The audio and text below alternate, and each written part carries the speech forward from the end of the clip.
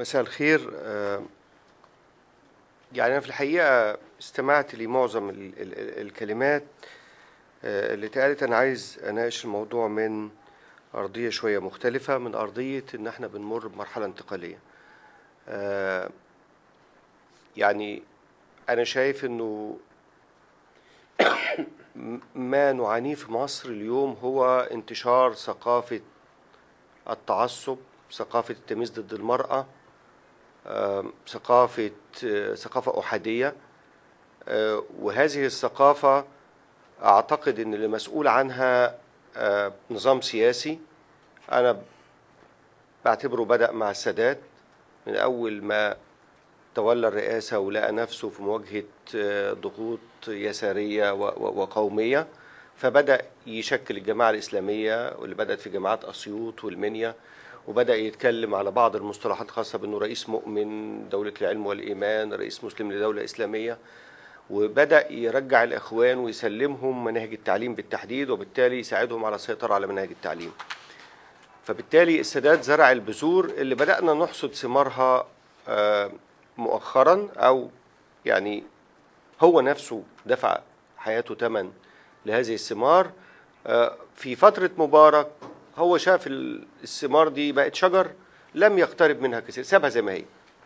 يعني هو لا زرعها ولا قطعها، سابها زي ما هي مستمرة.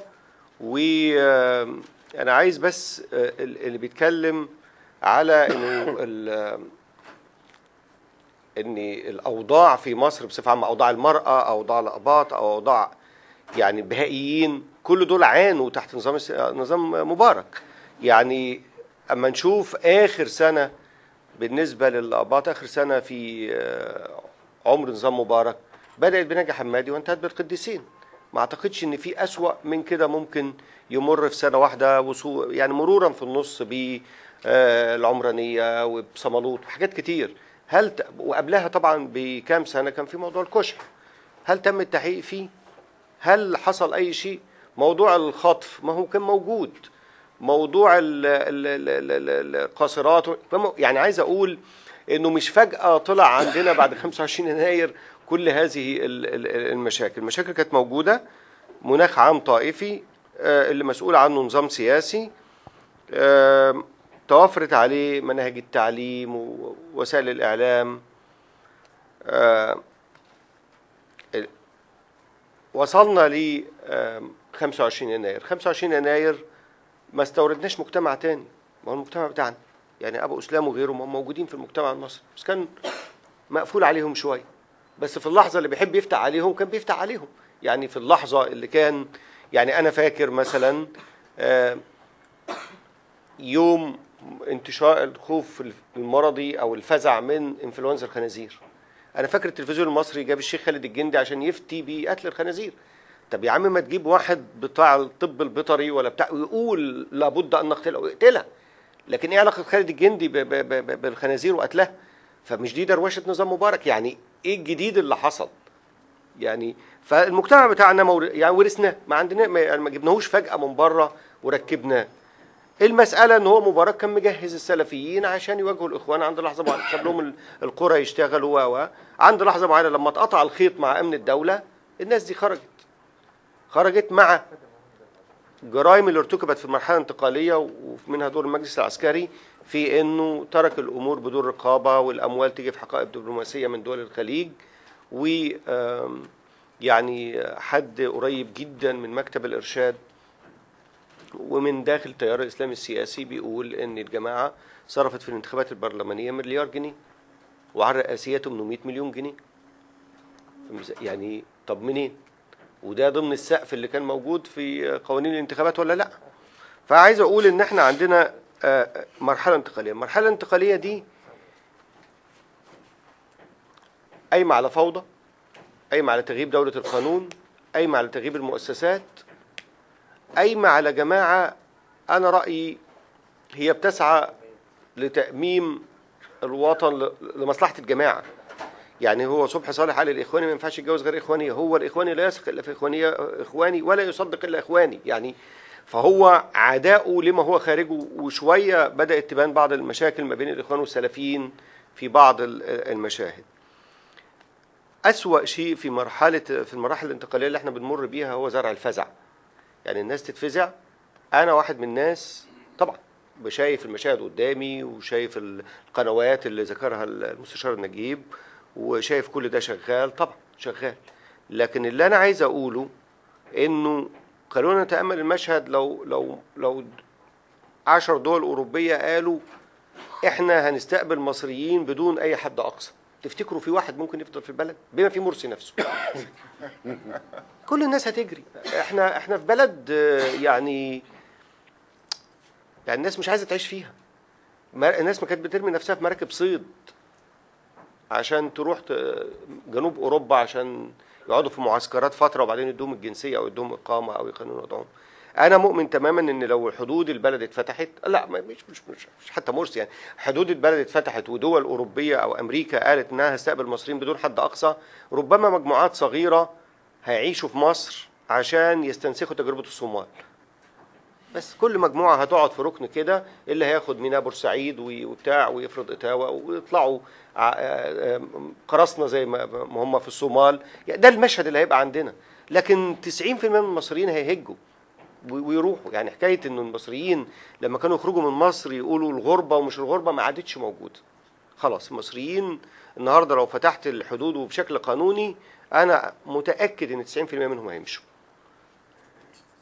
لكن الاهم في المشهد في الحقيقه، وده اللي انا كنت عايز اركز عليه بشكل سريع، هو فكره انه الاجيال اللي هي فوق خلينا اقول 30 35 سنه، اللي هي انا شخصيا جزء منها، والاجيال اللي شهدت النظام اللي فات واللي قبله جزء منه، اعتقد انه قدرتهم على تخيل المشاهد في مصر اضعف بكتير من الاجيال الجديده.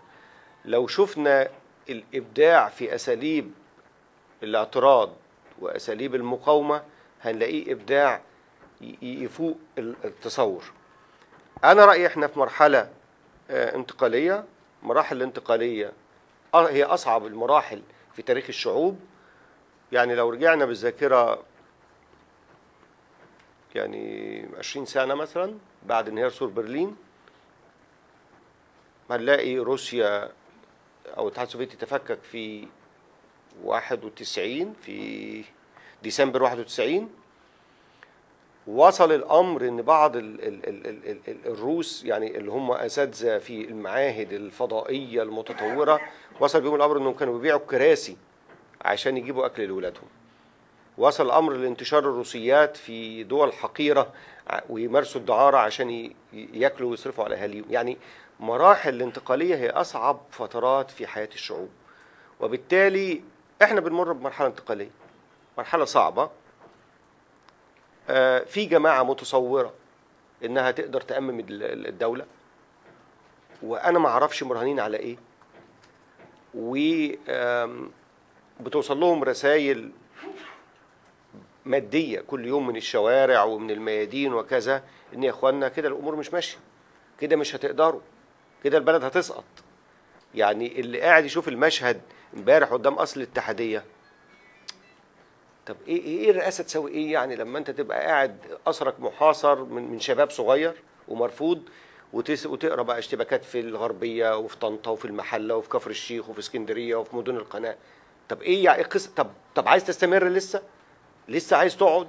طيب لسه مش عايز تقعد مع جبهه الانقاذ؟ لسه مش عايز تقعد مع المعارضه؟ لسه مش عايز تقتنع ان الموضوع كده مش هيمشي؟ يعني انا مش قادر استوعب بصراحه ان في هذا القدر من التبلد والبرود، وهو شايف بلد بتتحرق قدامه، وقبل كده يقول لك لو طلعت مظاهره ضدي همشي. فاهم ازاي؟ فاللي انا عايز اقوله انه انا شايف ان هجره المسيحيين اللي تمت، طبعا عشان بس المساله تبقى واضحه، في ظلم للمسيحيين من احكام قضاء، في اعلام بيهاجم المسيحيين، في ناس بتتخطف وتفرض عليها اتوات وتاخد اراضيها، في كل ده موجود وانا مسلم بيه. بس كل ده نتيجه غياب دوله القانون من فتره طويله. يعني المشاهد دي كلها ما كنتش تلاقيها في فتره عبد الناصر، لان كان في دوله قويه وكان في دولة قانون. حتى لو ظلمت بتظلم الجميع، ما كانتش بتختار حد تظلمه بشكل محدد.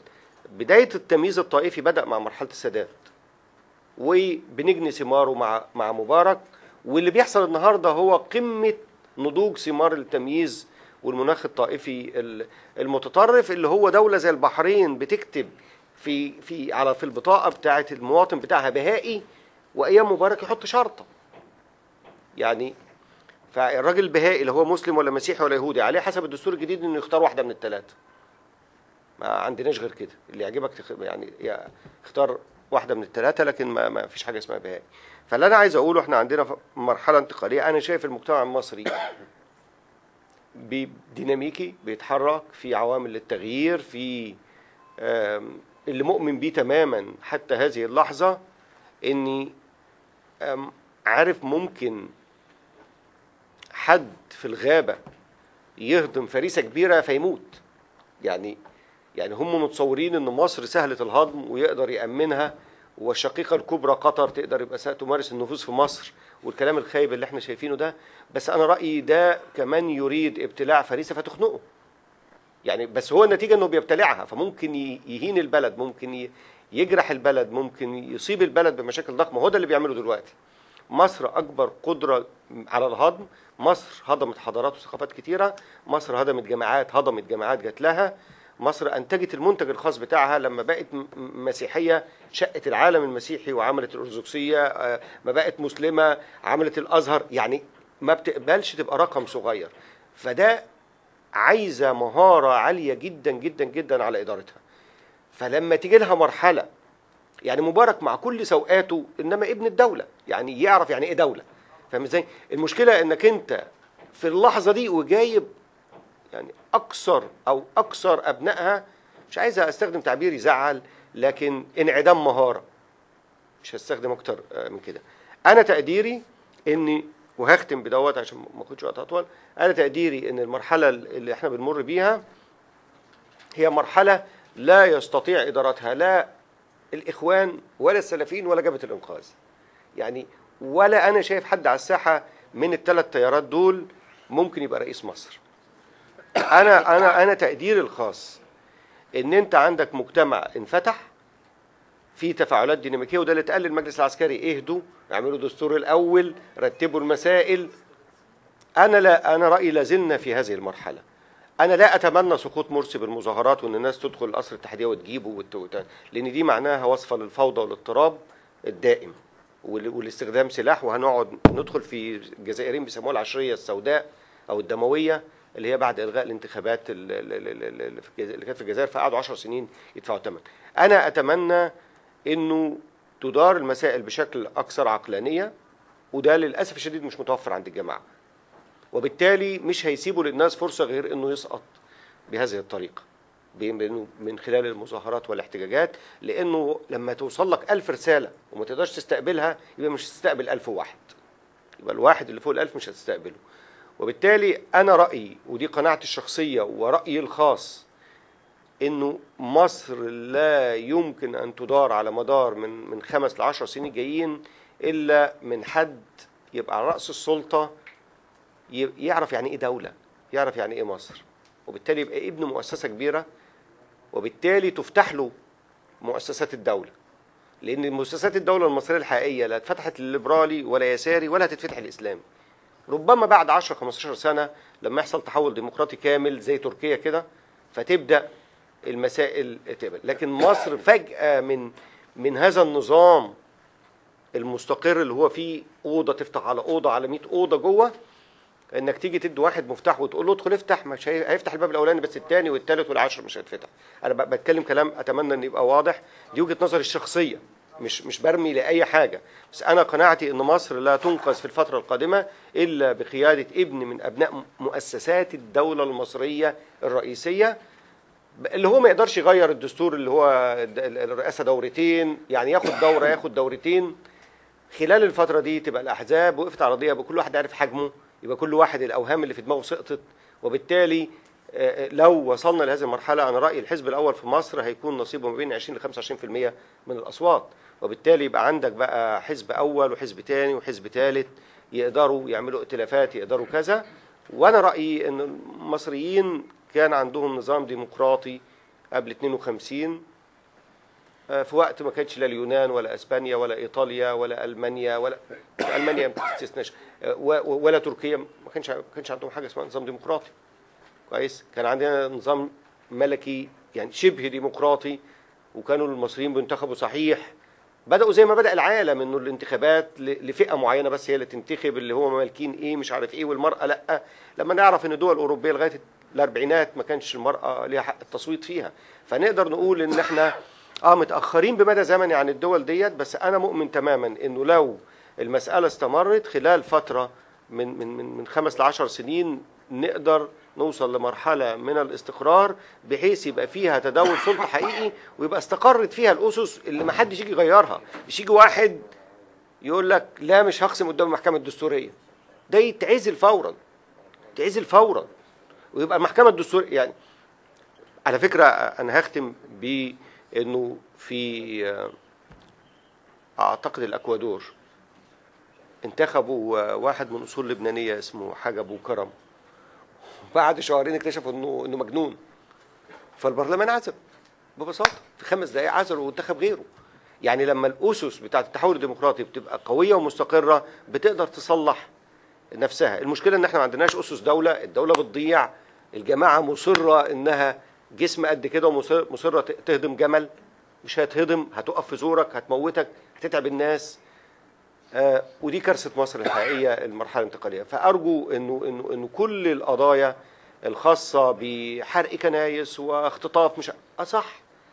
بس اللي انا عايز اقوله انه، وانا واحد من الناس كنت موجود في احداث ماسبيرو، انا شايف ان ماسبيرو طبعا مش عايز اقول زي عشان ما ازعلش بعض الناس اللي مش عامله محمد محمود ومجلس الوزراء، يعني في اتحقق في ايه وتوصل للمجرم في ايه في اي حدث من احداث المرحله الانتقاليه، فيها زياده فيها دهس يعني.